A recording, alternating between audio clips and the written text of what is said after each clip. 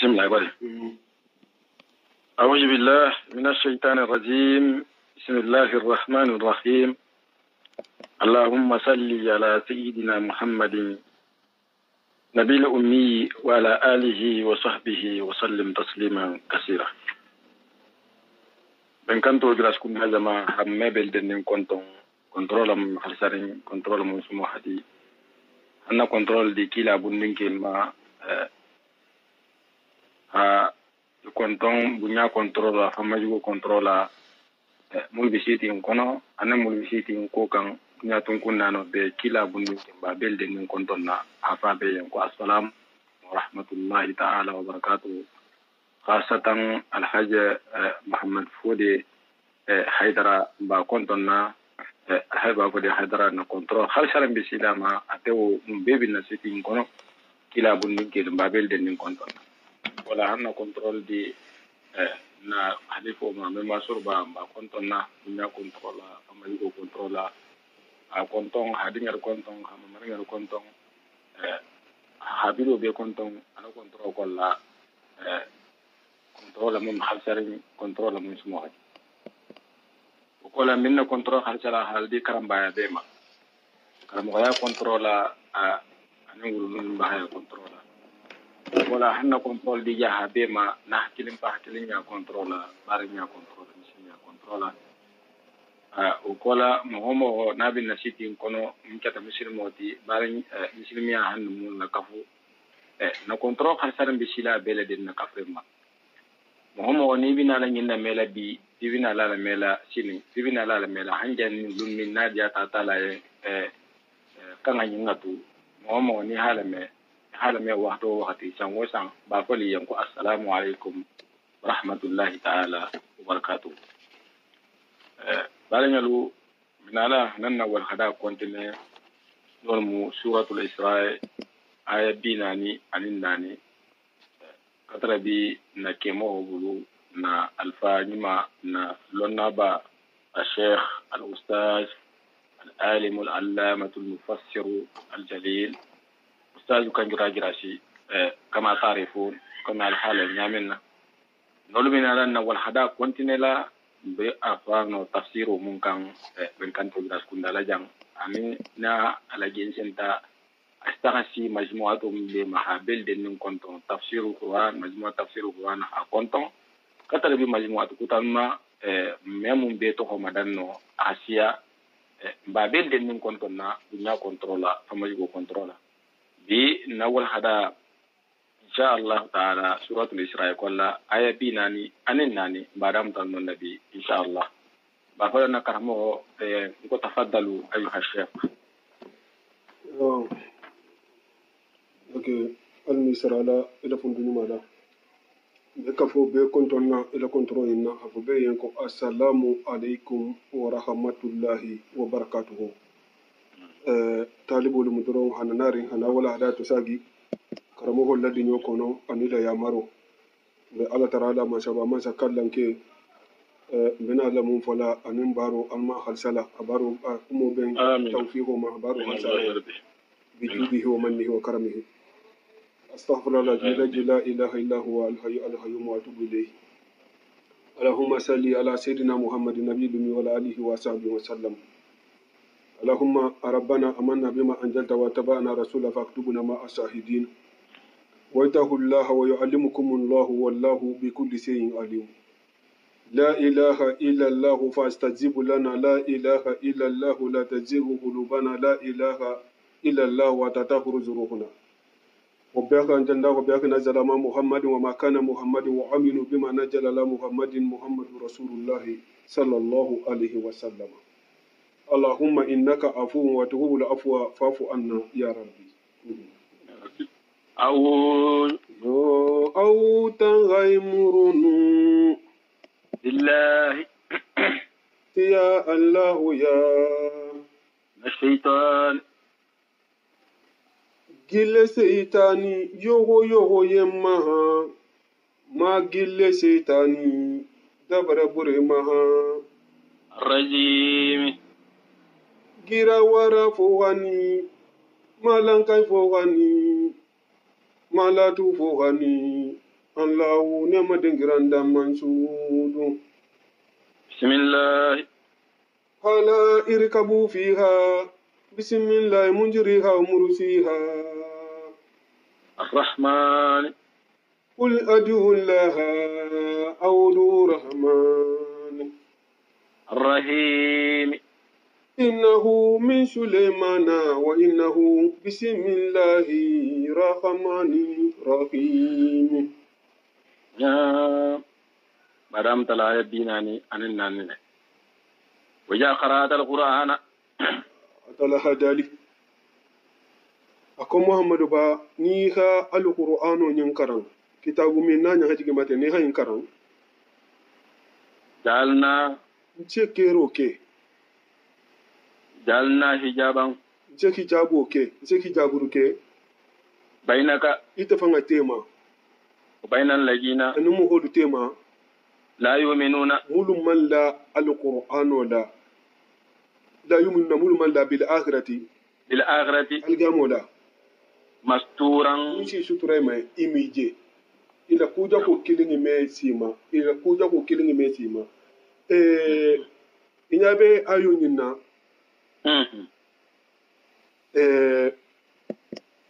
faida babento نعم har ni sani sunna muhodo man songama hadiso mun tiya mun mutanna asma ama bint abi bakr radiyallahu ta'ala anha نعم ahabange aqutum minna tabbat yada abi lahabin wa tabba nin soro ni jigita jamil bintu har wole nata misiro to fata kuru telenga babulu kuru telenga fata kuru telenga be mudari abulu نعم abidon kilo lala abe kila nyinina sallallahu alaihi wasallam صلى الله عليه وسلم نعم ako majmuman asayna wa amruhu abayna wa dinuhu qallaina Allah kila fan hayin bange sallallahu alaihi wasallam صلى الله عليه وسلم نعم akala taala khalla annabiyum mo sutura le har jahiliya mo huduma tumo muna jamila fangata ka ba do yala Allah taala kha muhammad to ko ba ko la tata ko majmuman akol ana laysa majmuma ana muhammadan الله أكبر ako majmuman asayna ako nga majmumo sotole wa dinahu wa amruhu abaina ala amaru ngamba ngamale wa dinuhu khalaina ala dinu nganda tigoda الله أكبر anata hatra ne be mo be majigirin misiro to ani sayyidina abubakar sena abubakar haja kai kila yen ako alele kila ako nyinji itele nyinin kante kombe silandin ka tanata je kuro babulu kila kayen kahi shabarika miaje hata hatilo sena abubakar ma abnin kila be majigira man kila je sallallahu alaihi wasallam صلى الله عليه وسلم نعم ako kila khas ayunin na karan wai ja qira'atul qur'ana ja'alna bainaka wa bainal ladina la yu'minuna billahi akhirati hijaban mastura الله أكبر atakatilo mfa bakar sidihima amman alakila je ako sena abubakar yen ako akbirtu inna sahibuka khajjani ako yi hangi baru hafo ki kafno go batadun kilo lamma kannan فقال سينا بكر كان لا ورب هذا البيت كون ان كلبون يما ريغولا بكبل مو ما غزاكا اما شغولا هنا اخي كودون ابيسو اكو بخوري سنغول حالونا كاتم على كنتو دينغرتي سيدنا سعيد بن جبير نعم وهني بانغي اكوتو منا كونين سورو نيجيتا تبت يدا ابي لهب وتب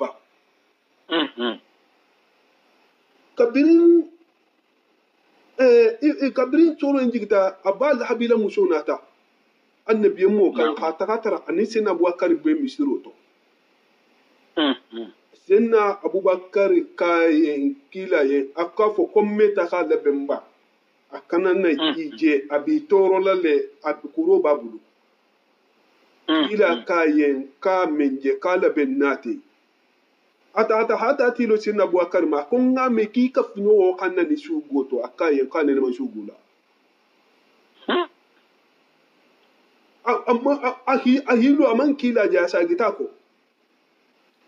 sina bakar kayen ka nije parce que fulel be sigiri ako ka manje ko male ko tumbe nate Allahu akbar bada akha suru akha munkaran ayo ni nakaran iza qara'ta alquran ja'alna baynaka wa bayna alladhina la yu'minuna bil akhirati hijaban mastura abe filalo doto akaga aya sabal karan aya saba akun shole karan shafan sutura mufulan kaful la toro aya saba aya do jinti aya do mun be kafi kono inna ja'alna la qulubihim akinatan an yafqahu wa fi adhanihim waqran aya do tambito kan suratu nahl kono akko ulaika alladhina taba Allahu ala qulubihim wa samu'ihim wa absarihim namu ayo do be suratu jasiyat kono fa afara aita man ataqidu ilahahu qawa'ahu wa adallahu Allahu ala ilmi wa qaddama ala samu'ihi wa qalbihi wa ja'ala ala basarihi sawa annabi mutum shafan afan tangalin yuda kureshin gol da toro atala sa tangani sai na kabu ko almudi dinyalama ka ta hayin fole ke ba doyin sami banko kan wona tana ta romu banko kan ata hata tuje wa hati jan ana romu na tana lo komisi mo le mati ina tana wulki ba bayila aka ayun lakara haka na tima Allahu akbar tafsiro kela Qurtubi Imam Qurtubi tigo ko ako Mansur khater kele amiro to Qurtuba tibabuluna tana murti amishin mo bayji iwuli takibe ta la mutala akaka ayo ni nakaran ki kha bay itita ya shutu wolu ako asita ne kena mai anya be shutu wolu ngara ayo ni nakaran hi tunentama ha tunentima jamena doko ki asagi atulubi kan ki asagi ko mu jinnolti kabale tumi Allahu akbar masha Allah ako ka tulubi kan na kibi so ka asagi ko nyum jinna sentanolti akaka ni nakaran akasa la kamali suratu yasin da muto la ham fahum la yubsiru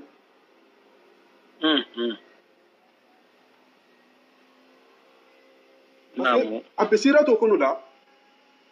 allati la sallallahu alayhi wa sallam tumom min na nugure sungolu ki maden kibe tala amutal asan ko la soto ni sen na li ki bela abele dula atafanga bota aha suratu yasin da muto la karan abanko ki ikunu to atambila atambi imaji Allahu akbar hata yasin hanfa asena wa fahum la yubsiru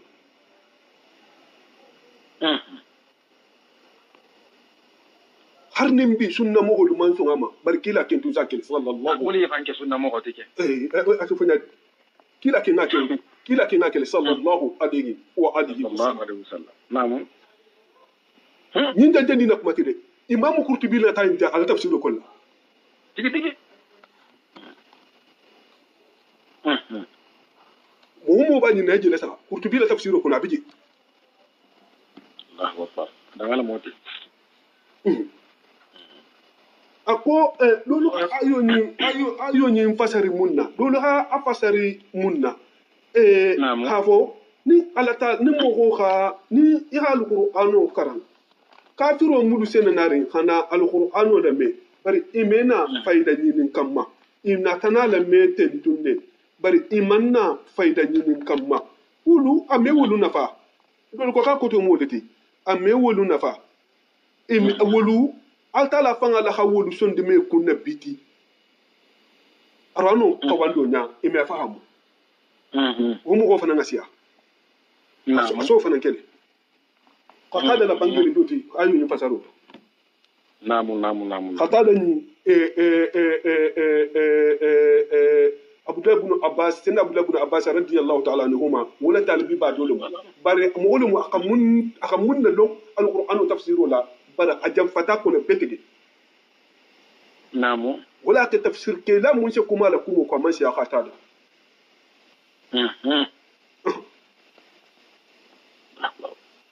وجعلنا أكنة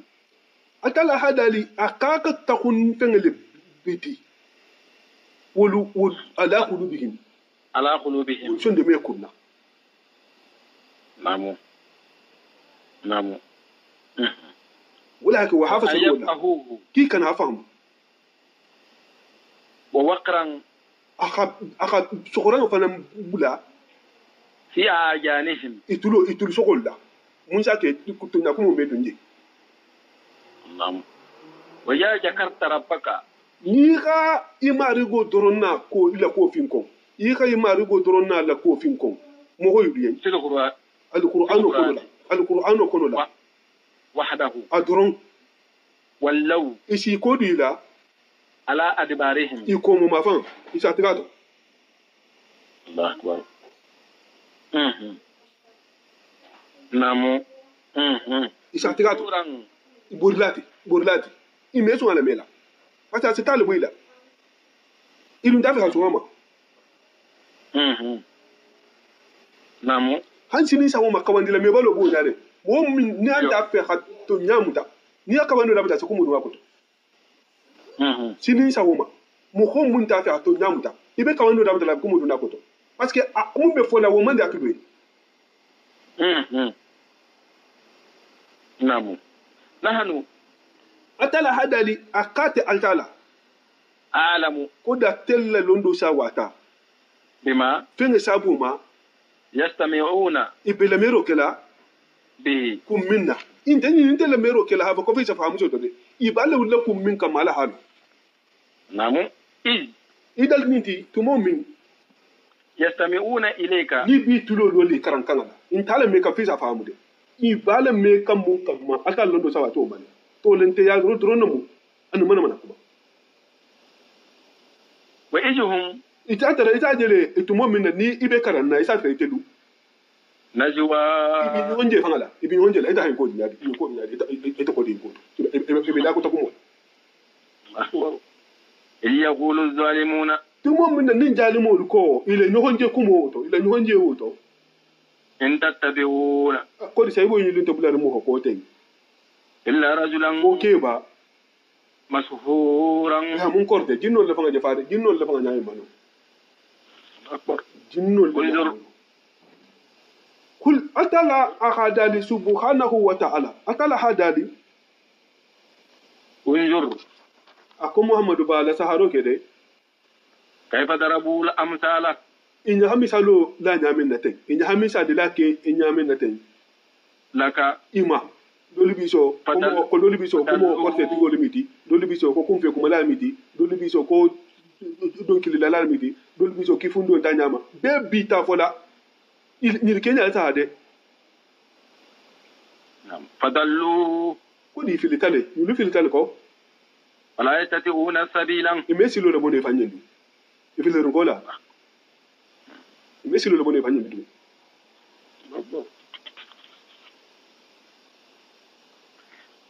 وقالوا iko na karili kama gaburo la kuningila iko na karili kama gaburo la kuningila أئذا كنا akoni nteluketa ijaman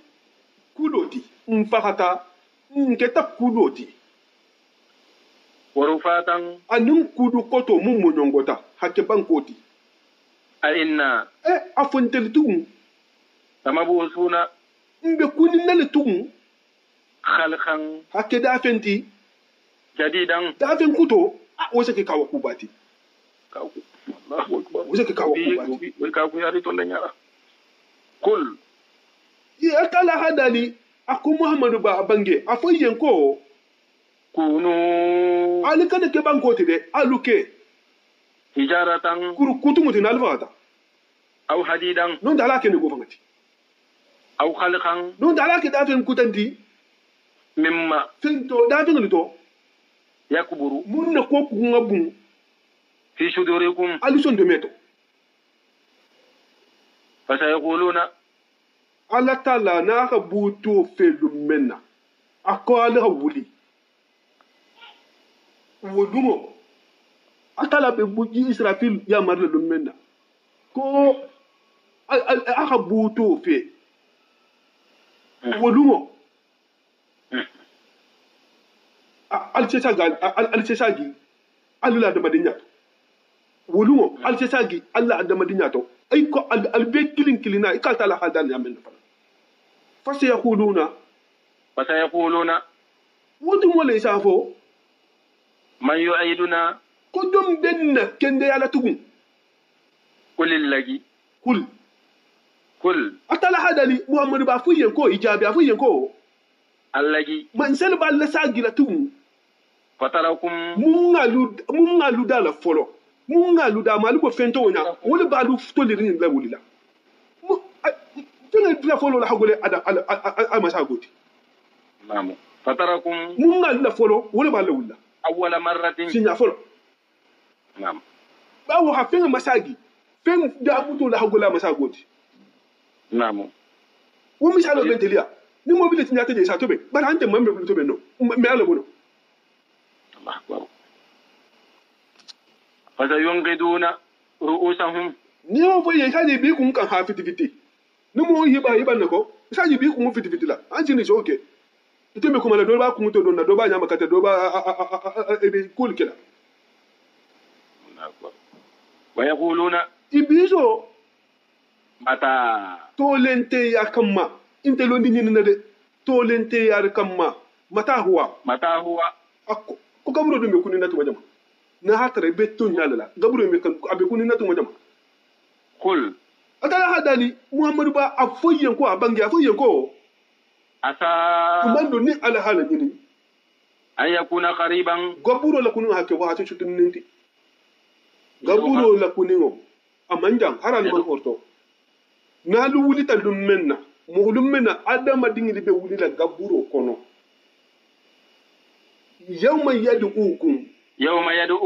dum menna ni ba de kirila samu bera to halbu al gaburo kono fatastajibuna wudu al be israfil dan kunnale bihamdihi atala le amaro tantola mo dinyanta to be kilikili na salam da asa ata yitrin banana watajunnuna wudu al tin jiki illa bistum ha fo kalu man femfan wuje dunya kono nan te gaburo kono illa qalilan fo wahatu kuntun ding munye nyal ten ay kale nyal se gonuti wa qul atala hadali akko muhammadu ba abange afo yenko afo li ibadi na jongoliyen na jonni maliyen abange na jonni maliyen muri be sonni ma fo yenko yaqulu allati koni be kumo fola ira kuma fo hiya ahsanu mun nganyima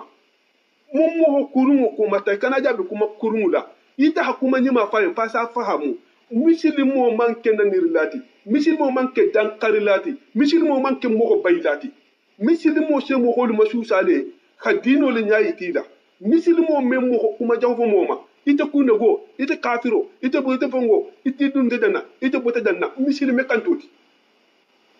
nam misilimo se kuma dima le fumo hoyen ki masaba sintan iblis firawuna na la firawuna ya atala ko senda musa ina ko wa khulu lahu qawlan dinan iya takayaqtuni yakuma suni yarin faye ikana fa ne ki firawuna bata dan tambi atala fa haluna ka inna ku taha ako firawuna bata dan tambi bari ta kana faye munya de ata hay kuma ni ma faye folo namu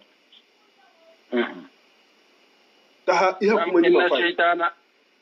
inna shaytan ba shaytano yanzaku atele se tinyaro ke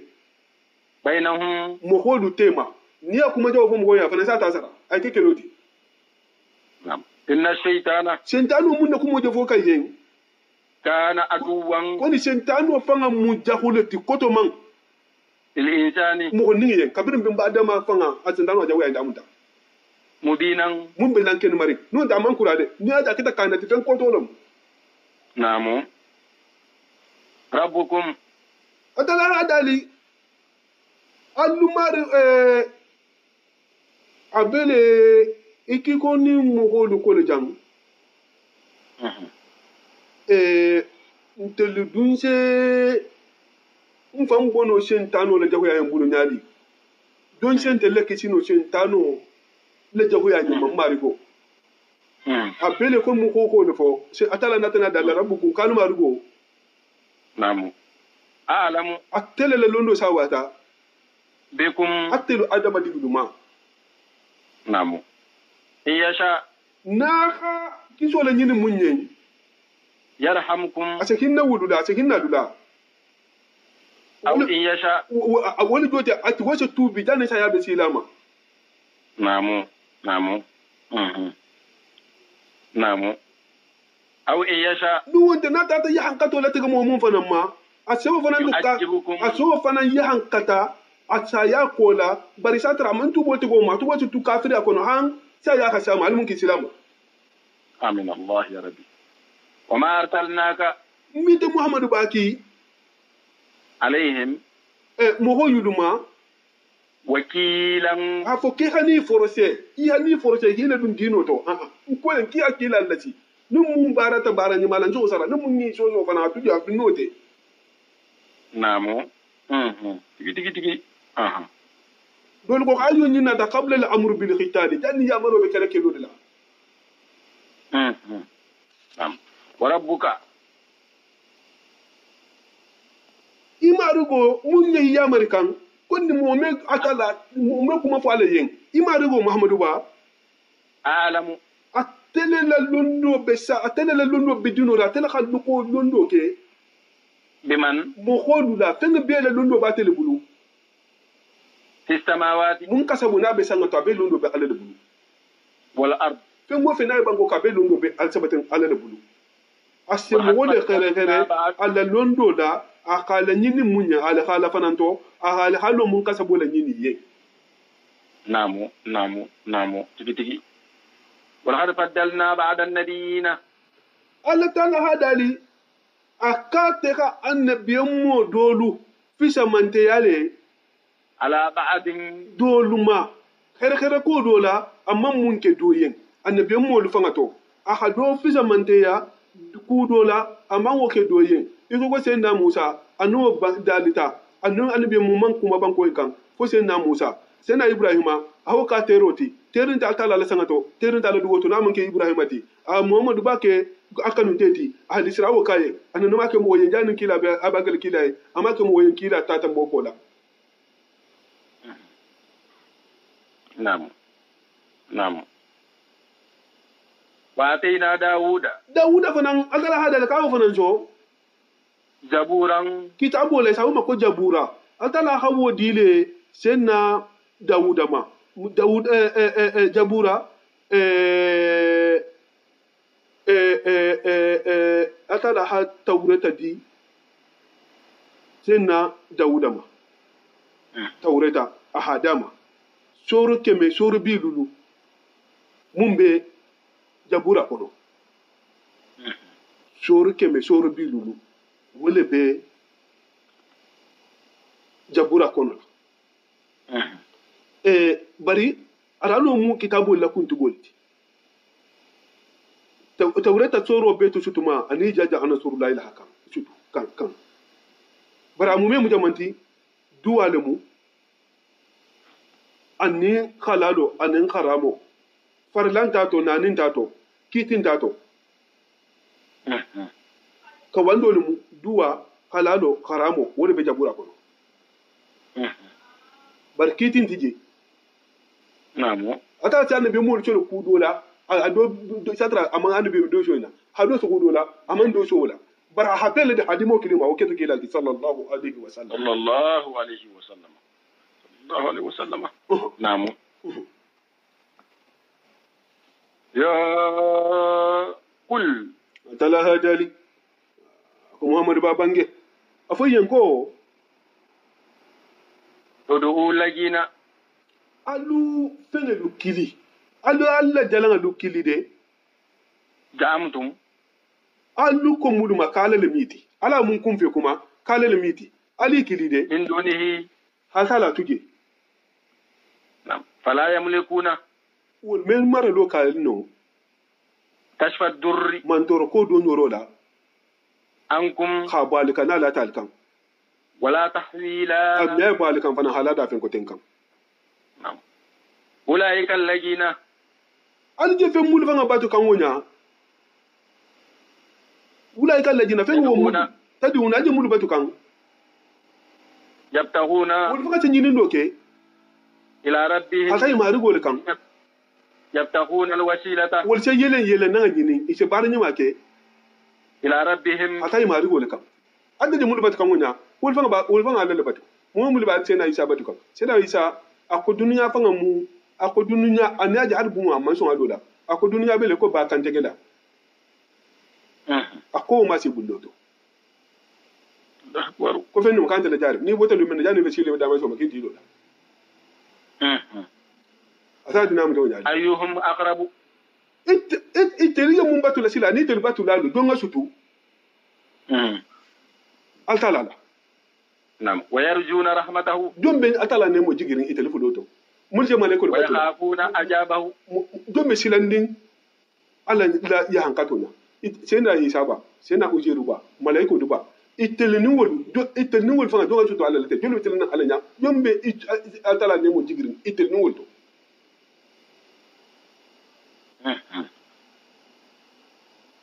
إن أجاب ربك ima muhammad bay marigo o ya funa ajabu bi selna ay hankat atala la ya hankato na dum i fuloto dum bi selna wala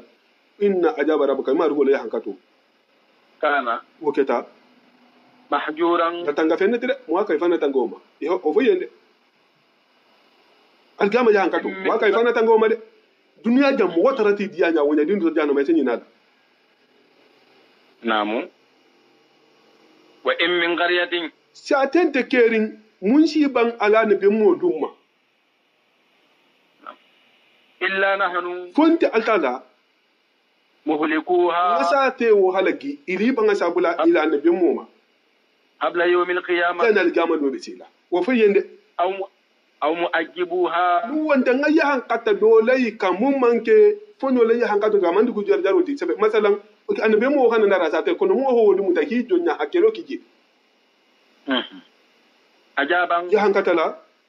سديدا mun ga gole wala joti kai mutaki adol donya adol fa نعم كان ذلك ko keta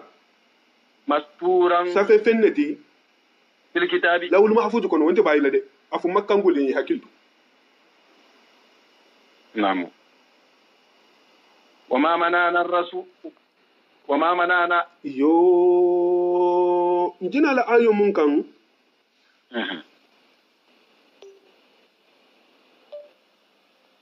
njina la ayo mun kan نعم wajigita tumo mun na ni ina tanafo annabiyan moyen kisinin ne mo ba ma ka ha safa konko ki yen sanoti نعم ka ha safa mata hadon din fanan a hafaro bo safa koto ki aje kisinin din girati ka hi ifa ibayin ba mulu fata ka ha wulle wuli kona hawo ke ki se tungama annabi mo na ta ka ba ta la tarala wa kola sena jibril na ta a jigita ako kila yen kisini ne mo bama ako an ni hantara mba kela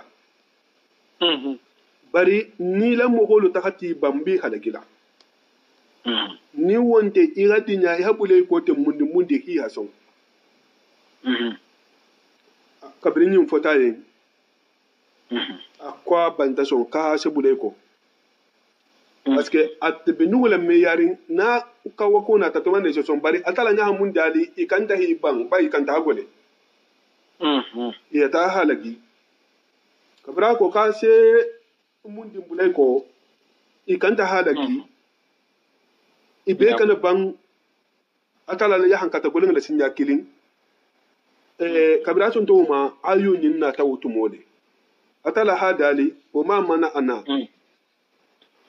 نعم وما منعنا ako femman bali أن نرسل kon akila roke بالآيات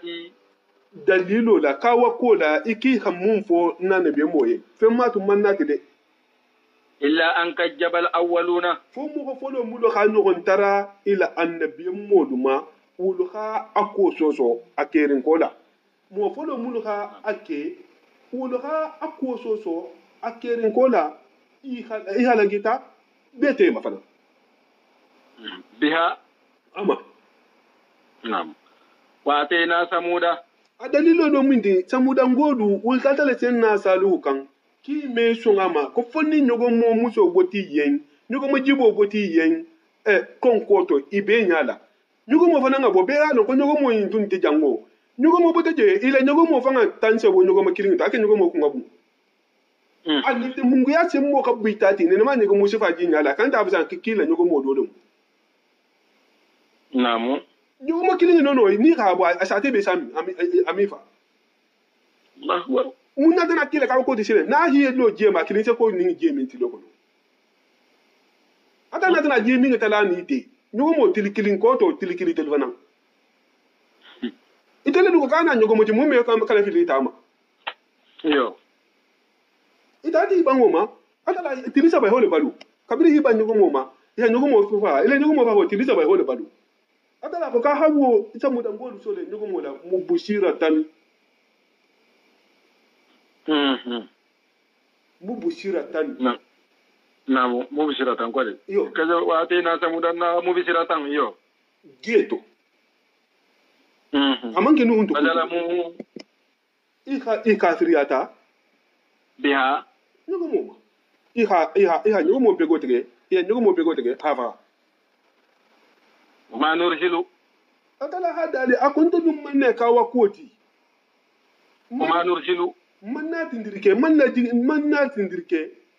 bil ayati kawa kula illa takhwifan fu mu masilanga alatu numu matu nje kuja okela kawa ko sina wul kamba wa in atala hadali ko muhammadu babange wato mofin konde to mofin ko kulna yo ninko laka ite muhammadu bayen inna rabbaka nkima rugola londo ahata abi minene bin nasi makangolu la sina abdullah ibn abbas ako bin nasi jang akabe makangol la man wama ja'alna ruya yo man la jerindiro nga jero munke ite muhammadu bala nga jerindiro munke ite muhammadu bala man woke allati jerindiro min araynaka nga munjiti ila lisrawo kono illa fitnatan fola jarabiro linnasi muholien ayo ni manke siboti de ni manke siboti ara aina kajang ala tala ha kawa ko munjita kilala lisrawo to abe kuma kan wulama akama le wuli ku uten kama fo le jarabiro akala wuli wole kama amoholu la jarabi akola munna kafirolu itirbe miralin habakata la mu beno lati imawolo ala le mu beno lati imawolo ala la kila sallallahu alaihi wasallam soro nyinda mutata kuma kanga nyinela ko suratul insirai subhanallahi asra bi abdihi laylan wo suto sana motole makangolu ala kila kabri sallallahu alaihi wa alihi wa sallam naam kabri altala wulita ala kawa koyi talala ikon tambita kan nyamenna aka sena jibril leki animmin ka il hanano fe sena jibril ni burakunata ayileta kan akata bait ata atati baitil muqaddasi atata tara annabiyan mo bije annabiyan mo be bije sena jibril ha yamari atambita annabiyan mo nya ayila sali abije le fana inata jie ni inata na jie dol ko inata na tasi sabadia ma jie dolo nono bari janni be sila ma te fana hanyi me kona ha dolo min ka se fili ka man be fili na je min ka se tu je se wayo sa ta fanga tuna kama to be halaki kuna had nono min ka se kanda kama to be se kanda anata ha nono min ala nono min dingo sai na jibril kaye ki banta kanda e man to fana banta kanda Allahu akbar mun tarla kanda mo wol kono amin ya rabbi Allah kila sallallahu alaihi wasallam anatana bonon ayeleta ani sai na jibril na tana yele han sidratil muntaha atafanga na tana yele khasita da man so sina bunda bunu abbas ka ta tele ka ni ala ta lahi ni honje ka ta la je bi basar bi ayni al basar bi qalbi al basar aton de menya ta la je wala Allahu akbar sosoro be sina abdullahi ibn abbas sina aisha ta yawnin ka ko kila man altalaje ko lisrawoto sina abdullahi ibn abbas ya nyinin ka ko kila ka altalaje le ka ta hakila nyinin ka ko na altalaje ka munya tayi na majelo ka saba ka maji ka ye ko abnoro lumu ka ja sundu men yala Allahu akbar bari bi suna mo ni meso ma ko sina abdullahi tawo me ofo na shata ta shole fo parce que man la fi ko hasino ma itirnya ko to kila ko dun tam talon bela sallallahu alaihi wa alihi wa sallam harni na aisha ta mu annabiyan mu da na minyo hodeti bar sina abdullahi mu ala radifo deti a doko mu ala sai bole asa tele la siga ko ma yarangati asa fenga fana be banga ya nyin ka femfe ma asa fen do fana banga ya ma nyin ka mumma namu akaka kila jele asundumenya atala jele asundumenya disrawuto kabiri kila nata abeni ko le sikan muholuma makka tuguti nyogonna hatara mugodo fanga dunda muslimiya to wolu bota muslimiya to ko kila nyamu fo kafru himano ko mekeno itete da baitul muhaddasi hananari kar isata kar kilin hana kar kilin ko kila meta no so to kana jani sawma wolu bota muslimiya ko atara mula limana masabati atara limana man kura sabati limana man kura sabati itata fo senna abubakariya akite mummi kafno ko sonje ka bata bange dofo ka ko ka ta baitul muhaddasi shoto kanata akayin kona hafula ka to nyarum ila kita to nyala di woto habuja ka ta shoto kan nari ka ko an to nyala di ko to ko mun ga wote ka san fata wonu lo ki baro se nama ka sa to nyala di woto ko nunu baitul muhaddasi ko min to aja kuma wanta ha tulura ta yi sina bakari nata akuye kiyan na ka bina kila yin ka di nyala akila yin ka ku ta baitul muhaddasi kan ki ya kan ki to nya akan kiya baitul muhaddasi taranyadi atala ko sena jibril ka baitul muhaddasi wutu hana lo kila kul matilini anata baitul muhaddasi wutu hana lo kul matilini ni seda bakar hayin ka jamin ba wo mu kila ko toledi na jin ga jamin ba se je fay na jamin fa se no fa sa ba ko sadaka ta wo lu la kan ko ya se je Allahu akbar bari atala ka ka mu yita kila la wudungo wo jero wo ka man wo ke femfen kam ma fa ka fitin ke fitin o timo le mu la limani aman sabati Allahu akbar masha Allah wo jero wo wala minti man ke si bo jere tide namu tigi yo illa fitnatan abla dara biro للناس مقولي من منكورا تونغون ديالا والشجرة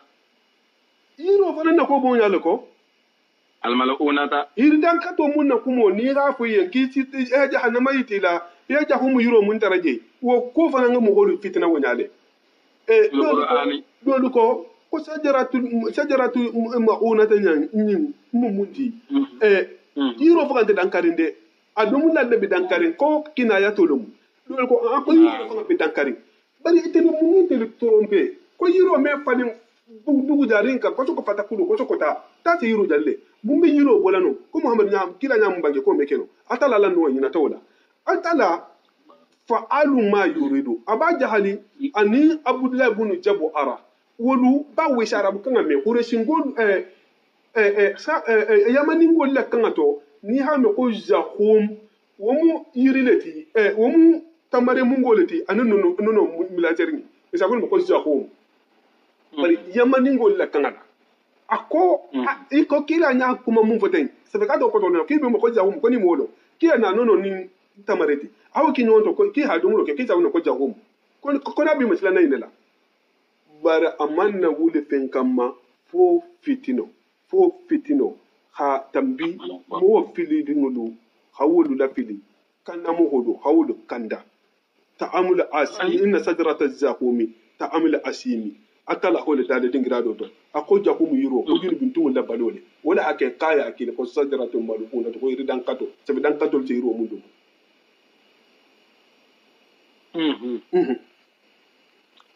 ونغذفهم في القرآن كله نعم ونغذفهم ako kata yen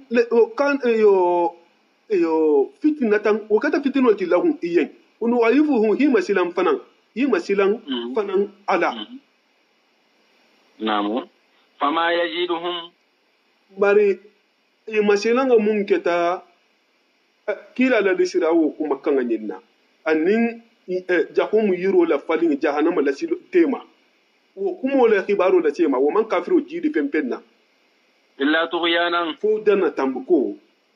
kabiran mabu fo dana tambu tro wa yajulna tala hadali akum muhammadu ba tumo finko tumo mina ninganyin dali lil malaikat malaiko liye usjudu kalu sujudi li adama yen sajadu malaiko mu me be sujudita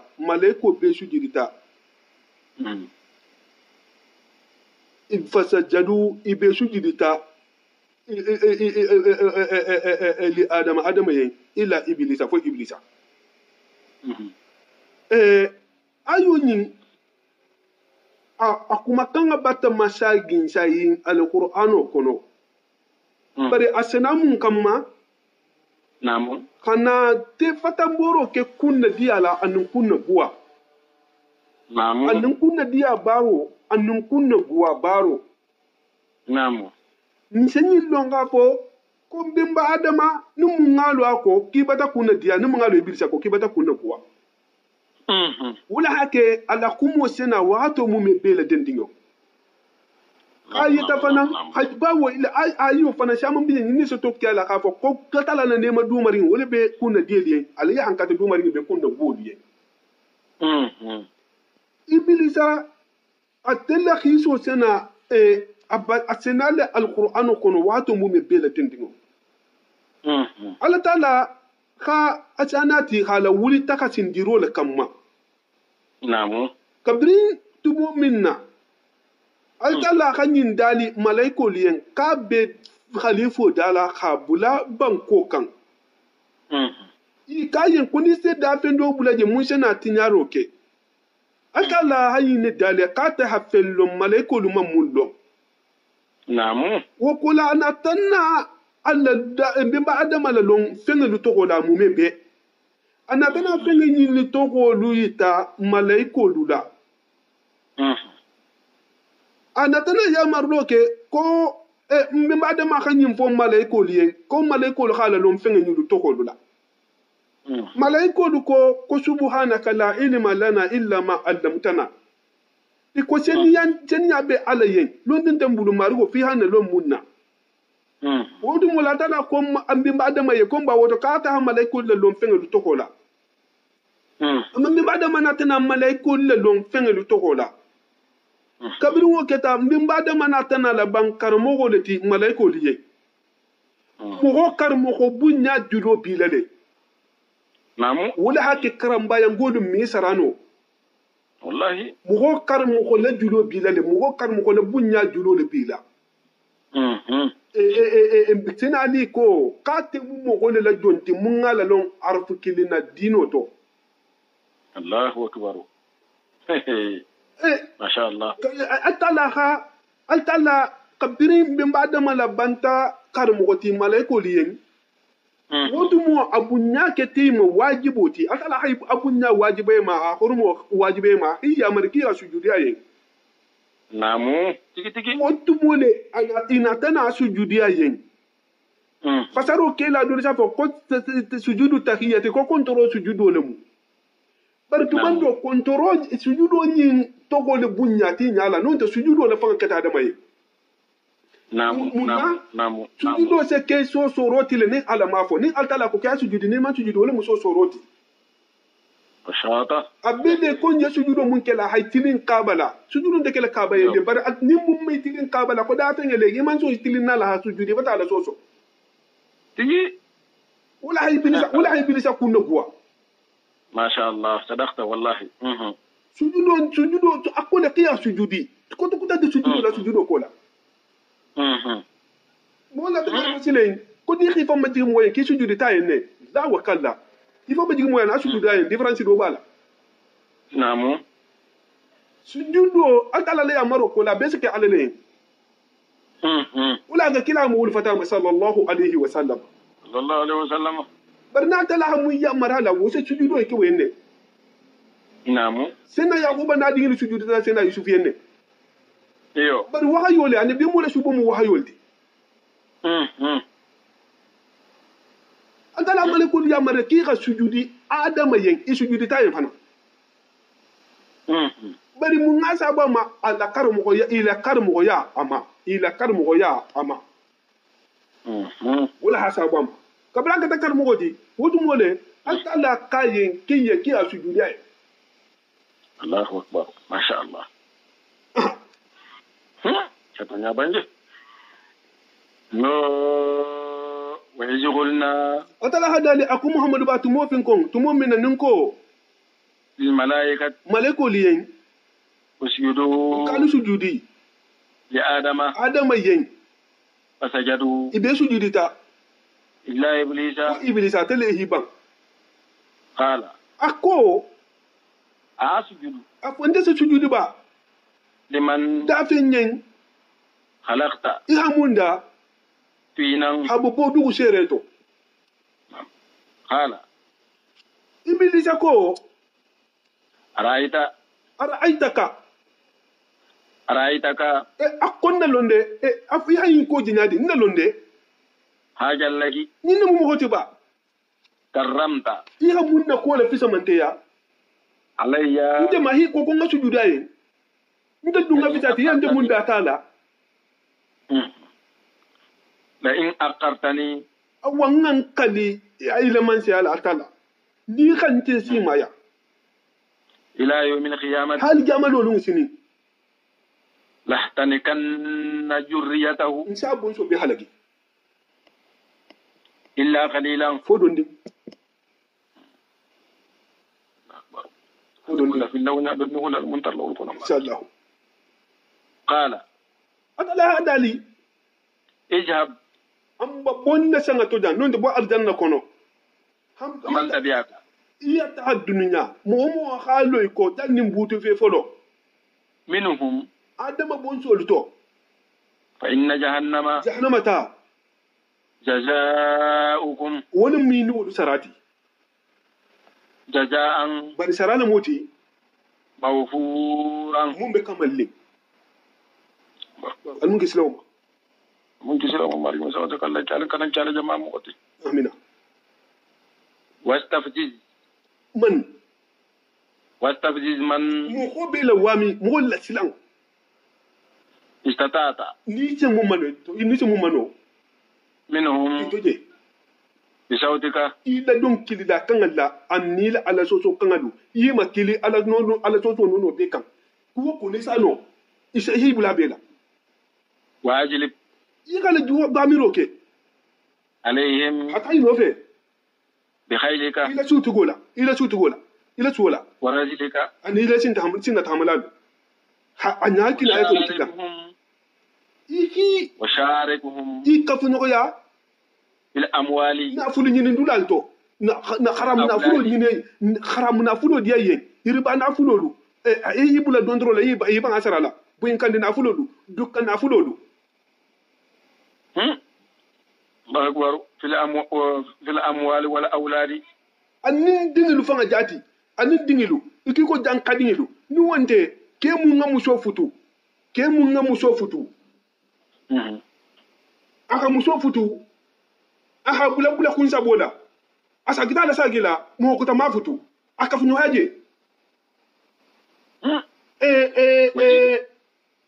dolu ko ni mo ko hajo sita dimbayala نعم ikanina alaku أفو بسم الله جنبنا سيطانا وجنب سيطانا ما رزقتنا وبارك لنا فيه. نعم. سنبلا بنا أباس أبانجي أكون مو خنيم فو أكون مو كيت دينيتي. سنتانو مدينو مانو. أمريكا فينو هاجي. فلو تو مو تنسى ديني سوتولي جاهلي أتوموتو. نعم. دجا بكو دينا ديني. سنتانو تيكا فينو هاجي مبا كافو نيواتو. منا إمي على توفو. أكبر. أني جيني ديني بونيالي. muso munga alba muso bula sinya saba aba kun foto la hambi ab be je no la bitu foto bata ba ko fana bo nyaade sindalo bi ka funu hari njere waru yo waiduhum ikhya ingi nandi haba ko baraji ko to nyanda to وما يدعوهم الشيطان sindalo ma adama din ni na femfenna إلا غرورا fo masandiro dron fo batara dron إن عبادي abele kiko mo wol ko margo dumbe bolay lu bulu nyaadi mbe bolé sentano bulu nyaadi kalta la fan hadale inna ibada kon tele do nyumal mu'minodu ليس لك سلطان sila wonti bulu عليهم woduma emi woduma no few alun tata do وكفى وكيلا altala la tangala wasata altala la tangala wasata بربك ima rugo ma sentano la atala wasata dongoni sentano tema na dun da muni sentano tema sentano me ga no ma alun tila sentano ma alma ga gel de malati من الله يرضي ربكم atala hadali marugo min njalla tangano sentano ma nal modon ajole ma man chamin na jalla tanga sentano ma nal modon rabbukum alma rugo le moti الذي man chamin ينزل فلك mun ci kulun la buri lakum لكم aliyen في البحر baje kan man so mun la tanga baje kan kulun kono o me ko la tanga la sentano ma نعم لتبتغوا yin kam ma false ni ndo ke من فضله akala funin shiriato alu har jigela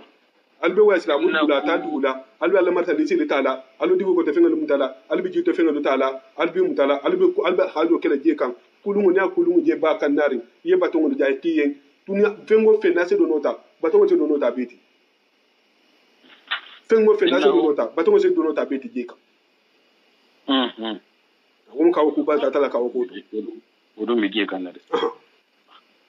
إنه atala akata atala كان atala sabatita بكم atalu adama dingilla رحيما nan tum balati de haka ko so mi aliyen aka ko so وإذا مسكم aka ko so mi aliyen وإذا مسكم الضر ni man toro ha alusoto sani ni man toro kuna ta dukan iki ko fonyo golen ni wonte kuje maham maganta aluti في البحر baje kan ضل من fenge be se file aluma تدعون albe mun batu kan إلا إياه fate altala wo bonyalde image wulungo ngamu fo sena ikrimata bunu abi jahali Allah kila sallallahu alaihi wa alihi wa sallam abe fatigo kele dum menna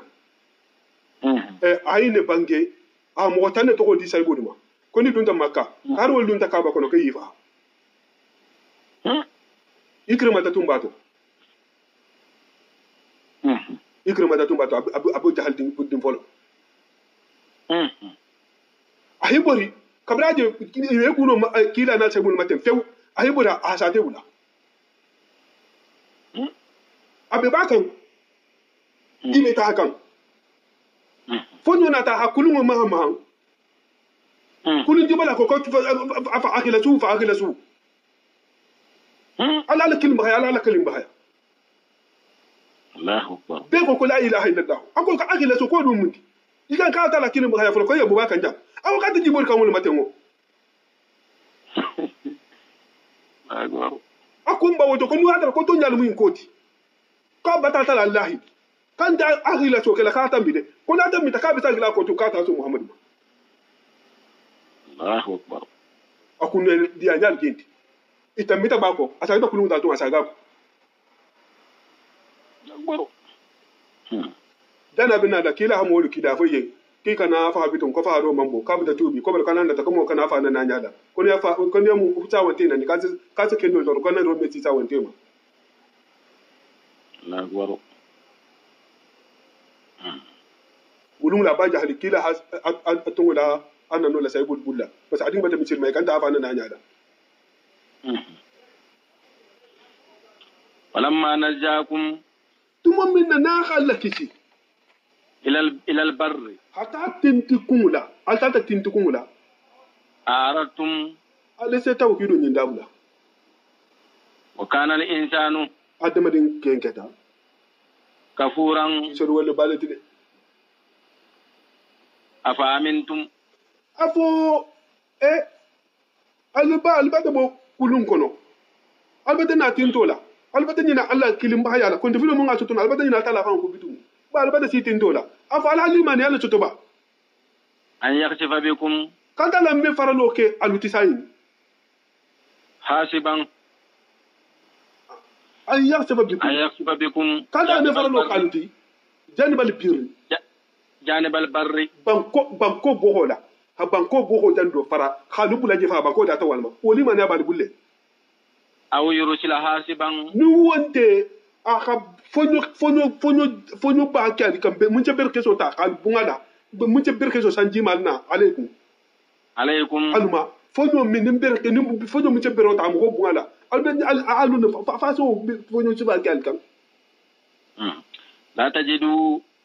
wo ko la nata la hala gina so wal kan sai ke nata la hala gina ci ba wala adam din kam almena so to ruke lakum al atul fangala wakilan wakilo la mo sanka da musilo Allah ko da nata la hamu ko sa te halagi jomina la planti la jonkan wala ya fala ya hafu ku gubaha atal fam kana ta bu halagi kambe la ako mo Allahu akbar am amintum fala andi man yalla tuba yo an yuyidakum ka talanta la sagila tumu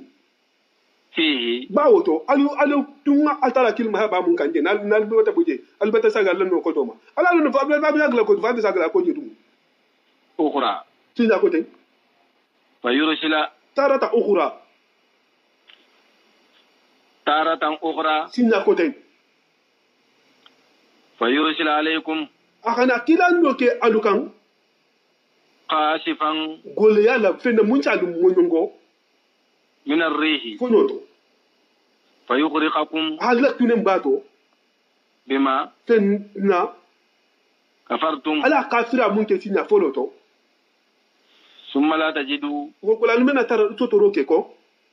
lakum altul fangala alaina ana talama summa la tajidu tabi'an al medukir la soto lakum aliyen alaina mun nan telum kan bihi alla tunna sabula imagine do ani fonyo khana khani halakitin to la ako wakila hila tunna joto ko tabi munna nimmo ko har nin amanke halakiti nimmo data nin je hamo hofa don no mata lo koko inshallah tabi antola misalo ko tabi tabe halo koko akete nadi wonen ma nyani ima atente ten dia mo fa san europe san te Allemagne France Hollande dia mo fa ya mo fo ko san fula san jirna ta sinya kili ya ko mo dabu tabi ame soto wala mo melo ko sini si je na ta wulu ko je na ta tilsa kono ko sa san je na ta tilkin kono tilkin kono ateli halagi fayda adu hando ma metro digol be la fa mo wala sa tebla donc bari fala jodo la ko tabiya be do sa bala jonya akbar wal har karramna bani adama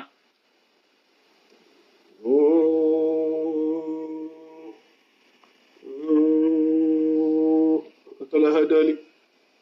wal haddi karramuna atala hadali wallahi ka habu nyaro kele bani adama dingila atala adama dingi bunyale de ku siamanna adama amalnahum atala adama dingi bunya ku siamanna la de dafa nga tonuma ku la sia wa amalnahum ahi ta fanan fil barri tintu kungula yelen ka fengal bibu tintu wal bahari yelen ka fengal bibu ko balu kan ورزقناهم ni hardige fanan من الطيبات fem betolula وفضلناهم ni fi samante fanan على كثير siamanna ma ممن fenga da fengal to خلقنا ngamunda تفضيلا samante ya bala sadaha lawla jimi wa balla farasuluhu karim wa nahnu ala jalika min az-zahidin اللهم انفعنا بما علمتنا وعلمنا ما ينفعنا وزدنا علما اللهم انفعنا بما علمتنا وعلمنا ما ينفعنا وزدنا علما اللهم احسن عاقبتنا في الامور كلها واجرنا من هجي الدنيا جاب الاخره اللهم احسن عاقبتنا في الامور كلها واجرنا من هجي الدنيا جاب الاخره مرغومة دام تخيركم المثل الغالب خيركم كلا خرمنا بركولا آمين الله دام تخيركم المثل الغالب خيركم كلا خرمنا بركولا مرغومة نفع الماكلين الدنيا سمايات ان جات كلا ان كسا من المير لا كلا ابي صلى الله عليه وسلم aka mo hol madem bunna talal bungo to ba salato fin ko naje bi ñon karanda la fal e wulije ya tere bi ko ya far la ko kala na ber la be kila ko mona barkola ndingu dal munni kandala al munni lu nasila ñima ka kila ko mona barkola mu ba ko do mudu sa wata al munni man ha bar kili en kar mo sa wonte lanum tir mi tawter ñoo be kila ko mona barkola mudu ben ko dal si mala himme nya hamme kila ko mona barkola hero mun tara ma be di lam ngata gonyu ko do mun ma ñi mun dal ngi silanta gabbe ma kila ko mona barkola batu ba ko moto haro ko moto baja ko moto furato ko moto be ba ko moto be ba jall ko moto musulmi ya ko moto mo ci barko allahumma ya rabbi sallallahu muhammadin أنت ما أم باجا بلا مما المهاجر ترى ابن تقول تملا أمي يقول غفر الله يا أخوان وتفسير من قلت براج مارجي يا الله لك نم فبراج المال لن ينمي جانو بالبلا المال سلا عليه كلا بمر بورا مارجي الميشي ماله جاتو كنديا هيمين كلا مارجي كني كرالا وكو ناسيم تو ديا بور مارجي مسافن سكالن كارم وكو ديلي وكو ناسي إلى هم في نمارجي مسافن سكالن يا الله لك ناكوسيما إلى ورمنا بركوتو يا الله المهاجر كلا اللهم صل على سيدنا محمد صلاة تنجينا بها من جميع الأحوال والآفات وتهدي لنا بها جميع الحاجات وتطهرنا بها جميع السيئات وترفعنا بها عندك على الدرجات وتبلغنا بها أحسن الغايات من جميع الخيرات في الحياة وبارك برحمتك يا أرحم الراحمين يا رب العالمين سبحان ربك رب العزة عما يصفون والسلام على المرسلين والحمد لله رب العالمين. شكرا.